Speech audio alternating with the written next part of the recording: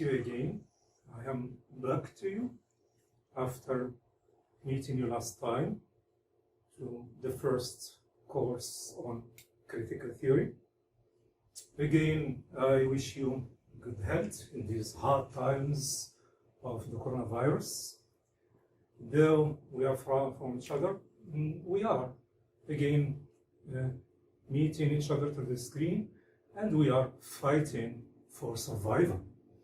I wish you good health, and I'd like to present to you today the next lesson on critical theory. Last time I gave a presentation on biographical approach, and I tried to present the principles upon which it is based, the strategies adopted in this approach, and the limitations. And in my presentation, I start with the key question, which is who. I was thinking of the author, the writer, and his role in producing a piece. The moral philosophical approach, as the title shows here, it is concerned with one key question, which I sum up in what? That is the content, the ideas, the moral, the philosophical. And as an approach, it is old, yes. It is as old as the Greeks. It is content-oriented, since we try to read and analyze a text via the ideas produced in the text. Such approach is dealing with the functional use of art. And since I said that it is as old as the Greeks, we have Aristotle, again, who says that art is a source of knowledge, and we saw how it is related to philosophy, history, and ideas. Also, his antagonistic figure, Plato, who is considering art having a moral purposes, and that is to say, the morality, the utilitarian aspect of art is much more praised, according to Plato. So it must be, as I said last time, a morally edifying. It's not art. Horace also stressed dulce et itae, delight and instruction. That is to say, the purpose of art is to please and to instruct. Then it is having a certain didactic purpose. Later, Marlowe, the Victorian critic, thinks that great work has high seriousness, hence the importance of moral and philosophical teaching. Thus, the function of art is, according to this approach, is to teach morality and to probe philosophical issues. That is to say, the interpretation of literature within the philosophical thoughts of a particular period. Hence, the difficulty to dissociate literature from philosophy or religion or any other form of knowledge. So the approach here is putting art in relation to, as I said, ideas. Examples. Throughout the history of literature, we can go over many examples. And the first one I can say here, during the Dark Ages, the dominance of the church, where art was banned, considered as blasphemy, we have kind of literature produced which represent the ideas of the teaching of the church. And I have in mind here Every Man as a play, which is an allegory where we have characters are allegories, and the idea is the fear of death. And the religious content of Every Man represent the ideas of the dominance of the church during that time. That is to say, versus vices versus virtues, and the later punishments after bad deeds. In the Renaissance, I have example of Marlowe's Dr. Faustus, and the play here, as you know, it is about the man, a learned man who sold his soul to Satan for knowledge. And the text, the play here, represents the idea of the Italian atheism and skepticism, that is to say, quest for knowledge as a new way of thinking during the Renaissance period. Same thing for Shakespeare's plays. All his plays, we have a change. You can see the difference from Everyman to Shakespeare's plays, where we have real characters, human beings here dealing with feelings, struggle in everyday life, and there are a lot of messages in Shakespeare's plays, ranging from envy, jealousy, violence, and so on, so on, so on. These are human feelings are present in the plays. Alexander's Pope's essay on man reflects the age of reason, enlightenment, man in relation to the Logos, and mind here becomes a key issue in literature at that time. Also, when we talk about the neoclassical poetry, stressing the rules, propriety, and so on, as indication of good poetry. With the change of history and the rise of capitalism, individualism here, as reflected in example of Robinson Crusoe. Robinson Crusoe is seen as the first English novel, and it represents the idea of the self-made man, a man in quest for prosperity, for invading and conquering the world. And we have the journey of Robinson Crusoe, the discovery of the island, and so on. And we have the Slave Friday, and representing the idea of the capitalistic owning of the capital and the spirit of individualism, without talking about the importance of the rise of the novel, collateral with the rise of capitalism. That's another issue.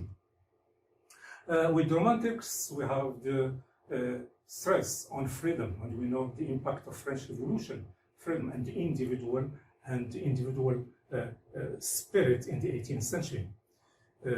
Another example here on 20th century, we cannot read Sartre's and Camus' writings without referring to the philosophy of existentialism, and their writings are to be better understood when we talk about what we deal with the existential philosophy.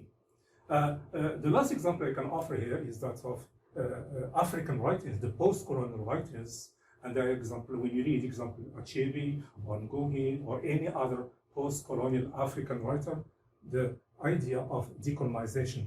The writings here are a voice against colonialism, and there are ways of, we cannot read these novels without dealing with colonization, the pre-colonial era, and the independence and future nation, feeling of nationhood.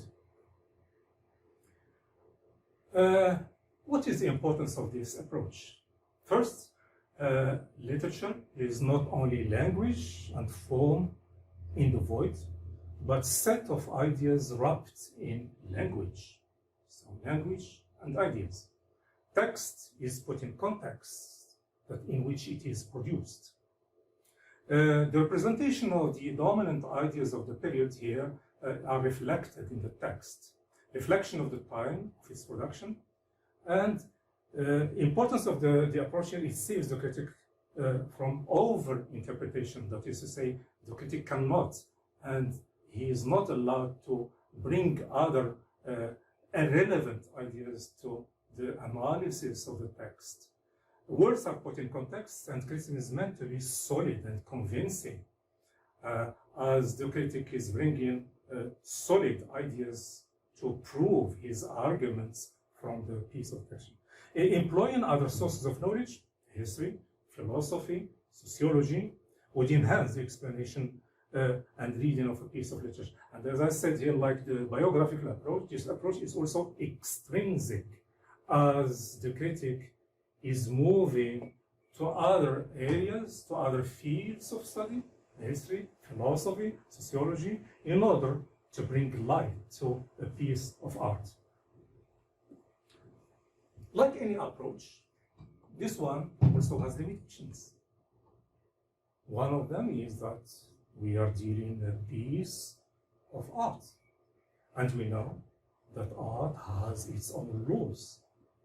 And if we are looking for morality or the didactic aspect of text, it's not a concern of literature, it is a concern of other areas, probably religion.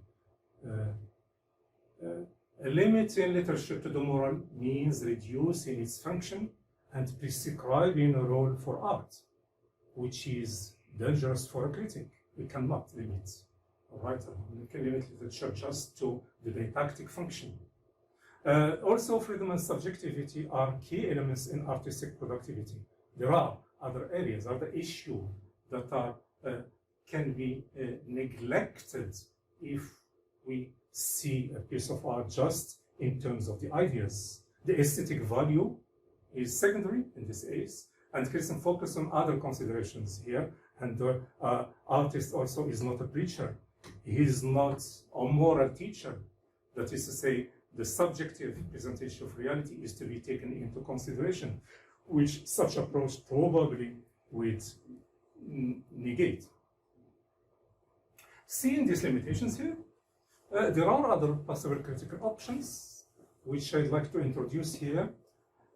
And since we take literature as enmeshed in society, in a particular historical moment, literature in relation to an economic, social, and political system, the Marxist and materialist criticism turns here to offer a scientific tool to study the relation between literature and the socio-economic situation here. That is to say, it tries to read a relation between literature and the mode of production. And the writer here is influenced by society, but also has an impact on such a situation. So there is a dialectical relationship between artist and what he is writing about, and the moment, the historical, the political, and ideological moment he is writing in. So art not only reproduces life, but also reproduces it. The Marxist materialist criticism here takes literature as a mode of production. That is to say, the text, like any other material, it is printed, sold, distributed, and consumed, which means that there is production and consumption, there is writer and reader, and audience. And the writer here is seen as a social being who stands for a class, writes for a class, and writes an ideology. So you can see here the key terms here are class, moments, and ideology. Ideology is very important. It's a key term in this materialist criticism here. So the text here emerges not only as a pure outcome of authorial intention, but rather as a symptom of a field of largely unconscious political and economic forces. That is to say, ideas are unconsciously traversing the text. And the ideological construction of text, that is political unconscious here, and I refer here to Frederick Jensen in his book, The Political Unconscious, or what is silent. So two concepts here, the ideology and the unconscious, reading the silences of the text. Dealing with this materialist, Marxist approach here, we can put key questions to see to what extent this approach can lead us in eliminating the mystery of the text. And the first one is the following. Does the text reflect or resist the dominant ideology? The text, as I said, is produced, I'm talking about production, like any other piece of goods. It is produced within a moment, within a historical period, in a certain social environment, in a certain political era, and there is a dominant ideology. So, to what extent, or does the text reflect or resist this dominant ideology? Do characters affirm or resist, example, bourgeois values, whose perception is voiced, empowered, or whose perception is centered, and whose perception is silenced, disempowered, or marginalized? So we have elements of power and powerlessness, a certain imbalance between the dominant and the dominated. What are the economic and political conditions for the production and dissemination of the text? These are some of the central questions that the materialist Marxist approach, criticism, tries to put. And this leads me to present just some of the key figures representing such approach, which I'd like you just to check about them, read some of the key books which guide us to consider such an approach. And the first one is Lucien Goldman's The Hidden God, Le Dieu Caché, written in 1955. The key concept is word visions.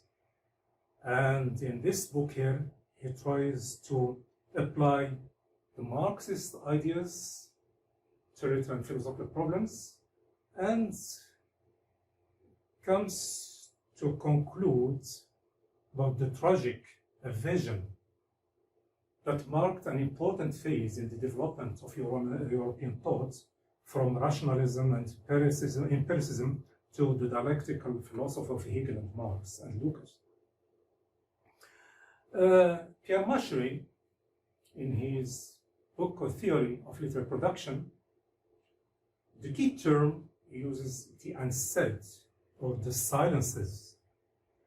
And in this book, he advances the central idea is that we should question the work as to what it does not and cannot say. That is to say, we have to look for the silences for which has been made. The disorder, the incompleteness, the incoherence, the distance which separates the work from ideology, which it transforms, is rediscovered in the very letter of the work. It is festered and made, and even if in its making. So the silence, the unknown, the invisible, the unconscious. So the role of the critic here is to detect those silences that are written between the lines of the text. Terry Eagleton here, in his book, The Ideology of the Aesthetic, 1990, one of the pioneers of materialist criticism here, put emphasis on the relation between ideology and literature. And here he puts the three elements, for the relation between these three elements, general ideology, authorial ideology, and the aesthetic ideology here. And as the first one is concerned with the set of ideas, beliefs, concepts predominant in a certain historical and social context, the authorial ideology refers to the author's class, beliefs and ideas, and this author is using certain techniques included in the aesthetic ideology, strategies employed to vehicle a certain ideology. And so the critic, he has to see or to analyze the relation between these elements, what is general, what is authorial, what is aesthetic here, and to see the dialectic relationship between the text, and the text not only informed by a certain ideology. Terry Eagleton comes to look at what the text is also the site of production of ideology. So it's not only a reflection of a certain ideology of the time, but itself it represents a certain kind of ideology here. The last figure here, Frederick Johnson, political unconscious, following the same path as that of Eagleton, shows that the function of literature analysis is to uncover the political unconscious in a text. And the critics must be aware of their own ideology when analyzing a text, and must therefore possess dialectical self-awareness. So you see that the ideological, the political, the unconscious remain key terms and key concepts in such an era. And at the end, I can see that with Frederick Johnson here, quote, seeing the text as a symbolical act, that is to say, aesthetic and ideological, and the aesthetic, according to Frederick Johnson here, provides imaginary solutions to unresolvable situations in reality. That is to say, the text tries to present a certain reality, a certain class, a certain vision here, and at the end, it tries to imagine possible solutions that are aesthetic, but in reality, there is a strong reality here. Seeing this approach at the end, I see that there are possible ways of reading a text, analyzing a text. The moral philosophical approach is one, but this moral and philosophical approach, as I introduced at the beginning here, has certain limitations, and I have proposed a possible option in the materialist analysis of a text, which has some truths in that it tries to put the text in a certain social, political, and economic situations, and to try to see how far a text tries to react to a certain ideology, and at the end, he itself becomes an ideology. This is another type of approach. Next time, inshallah, we are going to deal with the next approach. Thank you very much.